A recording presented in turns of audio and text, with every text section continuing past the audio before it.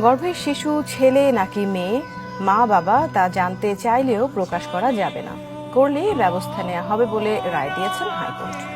সব স্বাস্থ্যসেবা প্রতিষ্ঠান যাতে গাইডলাইন কঠোরভাবে অনুসরণ করে তা নিশ্চিতে সরকারকে নির্দেশ দিয়েছেন উচ্চ আদালত।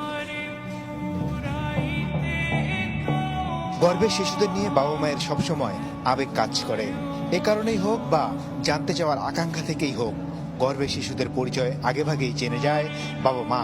অথচ ভারত সহ বিশ্বের বহু দেশেই এই জানতে চাওয়াকে আইনিভাবে শাস্তি নির্ধারণ করে নিষিদ্ধ করা হয়েছে। 2020 সালের 26 জানুয়ারি গর্ভের শিশুদের লিঙ্গ পরিচয় জানার উদ্দেশ্যে পরীক্ষা ও লিঙ্গ পরিচয় প্রকাশ বন্ধের নির্দেশনা চেয়ে জনস্বার্থে রিট করেন অ্যাডভোকেট ইশরাত হাসান। এই রিটের পর নীতিমালাও করে স্বাস্থ্য অধিদপ্তর।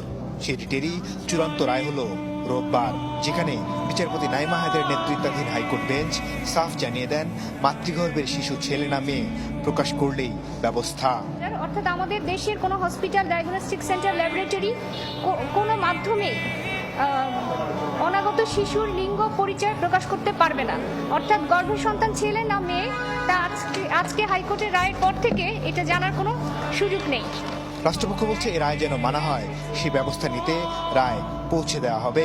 এটি মহামান্য হাইকোর্ট বিভাগের একটি আদেশ প্রচারিত হয়েছে, সেটি সবার উপরেই বাধ্যকর থাকবে। যদি এটি আপিল বিভাগে যদি অন্যথা না হয় কিছু। এখন আপিল বিভাগের ক্ষেত্রে নিশ্চিতভাবে স্বাস্থ্য অধিদপ্তর থেকে এই রায় পর্যালোচনা করে সিদ্ধান্ত নেওয়া হবে যে এই আদেশের বিরুদ্ধে আপিল দায়ের করা হবে কিনা। কানাডায় একটি আইন আছে যেখানে বলা হয় গর্ভের শিশু ছেলে না মেয়ে তা জানতে হলে লিখিত আবেদন করতে হবে। সেদেশের সরকার এরপর তৃতীয় কোনো পক্ষকে এটি জানায়, সাথে শর্তও জুড়ে দেয়। মাসুদুর রহমান, চ্যানেল 24, ঢাকা।